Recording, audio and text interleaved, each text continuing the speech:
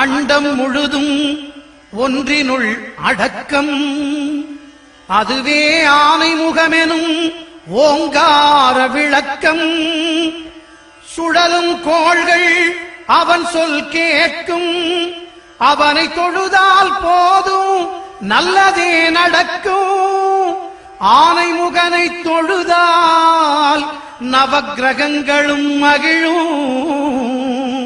நல்லதே நடக்கும், நல்லதே நடக்கும்.